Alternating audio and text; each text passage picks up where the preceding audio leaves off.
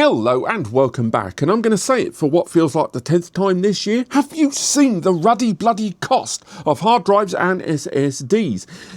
A lot of us just can't afford to slam in a new hard drive anytime soon. So this video, I'm going to be giving you 5 great ways to reduce the total storage capacity being used on your NAS. You're not going to need to buy any more hard drives or SSDs. Also, after those 5, I'm going to give you a bunch of small, tiny little things that you can apply to your storage setup to save a little bit more space. They're just little tiny tips that don't really make it into the top 5. But before we go any further, a few disclaimers out the gate. Not all of these are going to be available for every single NAS brand. And by the way, that doesn't just extend to these guys, but also a lot of the software-focused platforms as well. Your TrueNAS, your Unraid, your HexOS, etc., etc. Also, although we are looking at measures right now to reduce total storage capacity utilization on hard drives and SSDs, some of these, and I'm pretty sure you know which ones, are going to ramp up your RAM usage. So do keep that in mind. It can present an overhead to your system when you're introducing factors into right actions that are effectively going to reduce the storage capacity but add a little bit more workload to your system. So do keep that in mind. But without further ado, let's crack on with number 1. Reducing the retention policy of snapshots, versions and backups.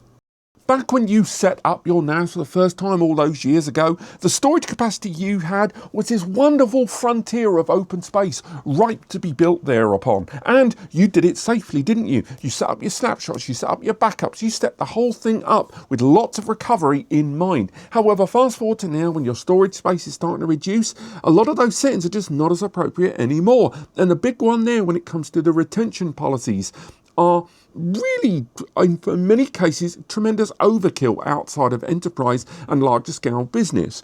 Most of these NAS software that we choose to use have 30-day retention policies out the gate. You just don't need 30 days of recovery, because when you do find out you've lost a file or you need to revert a file back to a previous version, perhaps using a client tool or back in the internals of the system, reverting and restoring those versions are very rarely 30 days in the past. They're more often not a week or 2. So reduce those retention policies to 14 days rather than 30. Also, with the client synchronization tools, when you have listed all of these different files and folders for your file versioning, so Synology Drive, QNAP, QSync, etc., a lot of those don't need to have the wide depth of files and folders that you're choosing to have versions of. Not just that retention policy, but just generally small files and changes.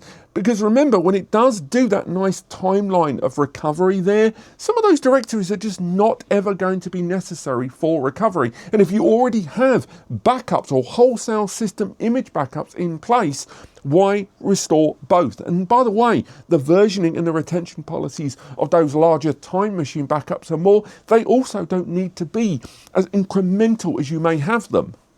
Start getting your head around deduplication in its many forms. Deduplication is one of those terms that for the longest time was considered very enterprise and very, frankly, true NAS. It was a ZFS thing in most cases and was targeted towards large-scale VM deployment and, of course, larger backups over time. But deduplication is something that really has been extended to domestic NAS utilization. A lot more with photo gathering, but ultimately you don't realize over the years just how many copies of the same sodding file you've got in different locations. A lot of that can be extended, by the way, to backups from your mobile phone, but also your photo gallery, perhaps backing up from those synchronization tools with your desktop devices, and business files, business backup, business media.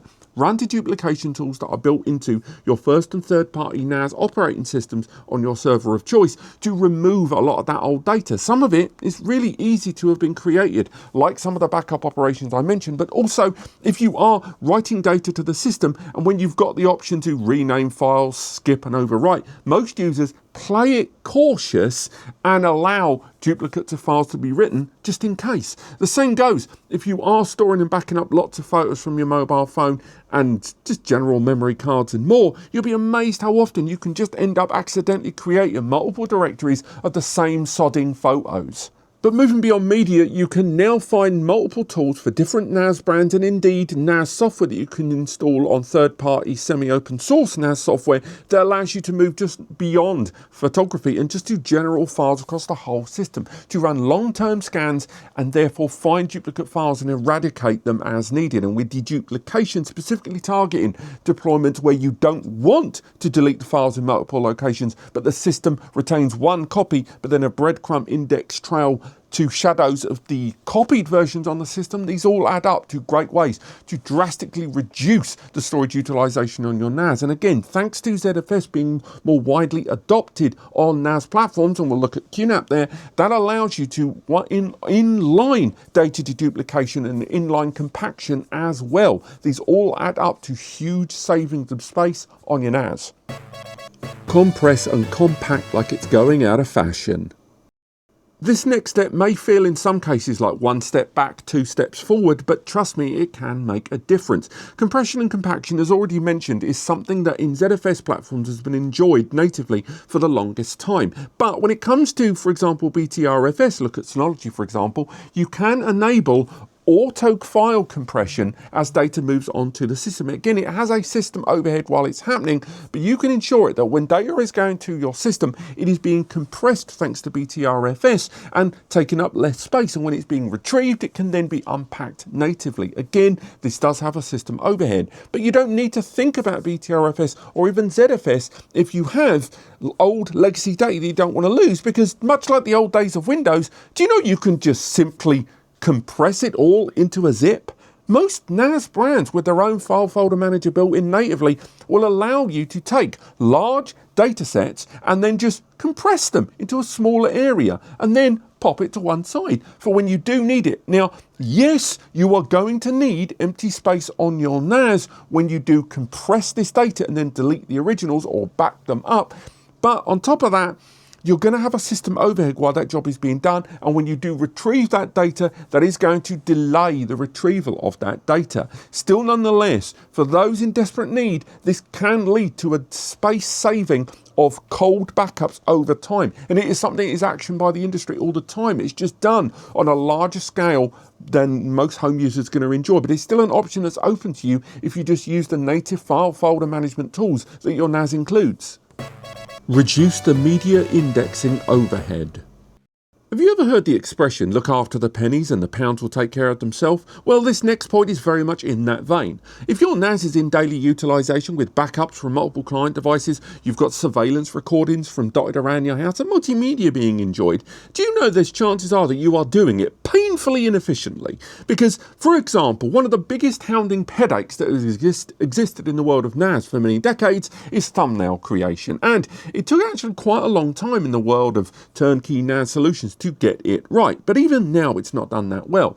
Now, you might have your system generating thumbnails, frankly, on files that don't need them, because you're never going to look at them in the way that you look at photos. You might have directories that are having thumbnails being indexed and created unnecessarily and in higher quality than necessary. Do you know a lot of NAS brands, if you go into the settings of their indexing modes, you will find settings there that allow you to reduce the quality of thumbnail generation. Hell, in some cases, these indexing processes create multiple thumbnail scales. You can kill all that off, but it doesn't stop there. Because if you've got multimedia, for the longest time when we have talked about transcoding here on the channel, when we've talked about files being reshaped, a lot of that can be done in advance. And chances are you might have media files that simply do not need to be in that high, dense quality format that you have got. Use conversion tools to reduce some of the quality of files that you no longer need to have in that highest possible quality format. And if you look at modern mobile phones,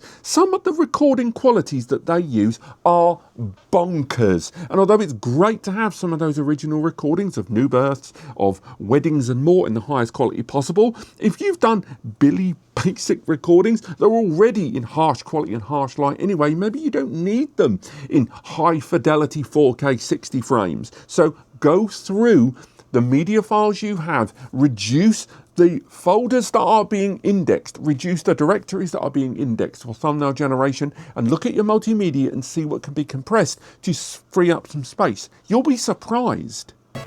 Start using storage quotas.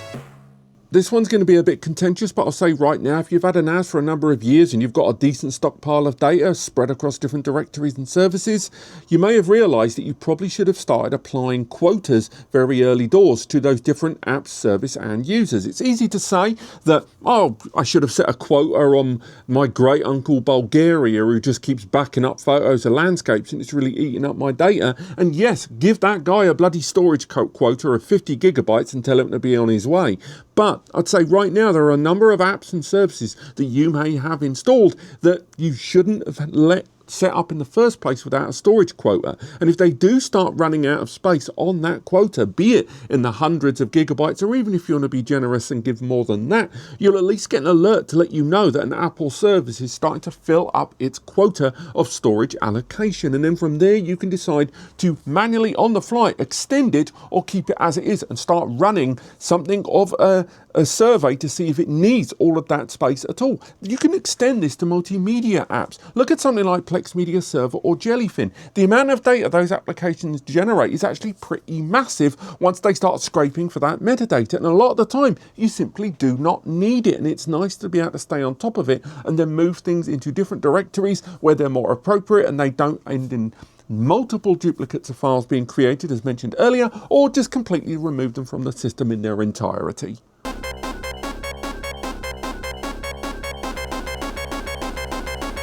This is one I see all the time, and that is once you are utilising the surveillance software that comes with your NAS, people add a bunch of cameras and then leave the camera recording 24/7 and are reliant on the retained 30-day policy. We already talked about retention policies, but it needs to be in its own point when it comes to surveillance, because unlike the rest of the system's backups and snapshots, cameras can be set up to start recording when an event happens. So rather than just arguably, I'm not going to say lazily, but leaning on the system to just record 30 days of footage, have the alerts in place, motion alerts, facial alerts, use edge AI recognition, that kind of thing, to allow the system to only record when it needs to, rather than maintaining a 30-day policy. And thanks to a lot of the localized caching of recordings on intelligent surveillance software that NAS devices arrive with, the result is that if you do a recording session, it will maintain and record 1 minute before the event and 1 minute after. Surely having 2 minutes when an event happens is better than 30 days of rotating recordings. Again,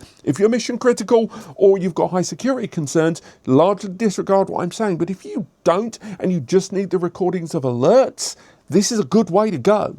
Now from here, there are a bunch of micro things that I would recommend. Number one, check into looking at your logs. Because if you've had a NAS running for a number of years, be it resource monitor, be it access logs and user logs, logs do build up. And although these are effectively glorified text documents, they do add up. Not huge amounts, but you'd be surprised. The same goes for applications and services. We've all had a new toy. We like to play with it to its extreme. Do you remember your first iPhone or first Android device? I bet you went click happy in the App Center. The same goes for NAS devices.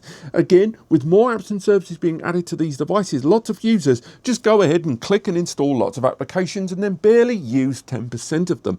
But they leave the other 90% still installed. These will get software updates. These will run and create directories. They will do their own thing and generate more data. So you need to uninstall those applications and services that you're not using anymore, because they are using up pointless amounts of space. Small space, but again, look after the pennies, the pounds will take care of themselves. And talking of pointless utility and waste of data, recycle bins. These are useful in mission critical environments to allow you a safety net. But when you set up shared folders by default, you may have set up recycle bins for all of these directories and then not really done anything with them. And it's the case of some NAS devices, the intelligent emptying of that recycling bin ain't so bloody well intelligent. So go through and find out which of your files and folders have got recycle bins that are just over brimming with crap that's waiting to be emptied. The bottom line is, the easiest way to add more space to your system is always going to be add more storage. get a bigger box. But right now, that is a luxury many of us either don't want to or cannot afford. Hopefully, something in today's list will help you out. I appreciate some of them seem remarkably condescending and easy and shouldn't need to be explained. You're in the world of tech like me. You know most of these things, but there's nothing like a tune-up. It isn't like the old days of Windows XP when you'd run defrag to get all the data lined up better on your drive and save a little minimal space. We have now got a death of 1,000 cuts at our disposal to allow us to trim that data down. And all it takes is a little bit of surveying, a little bit of a change of our workflow to save a lot more space as time wears on, or at least be efficient in our rate. Thank you so much for watching. I hope you've enjoyed this, and I'll see you next time.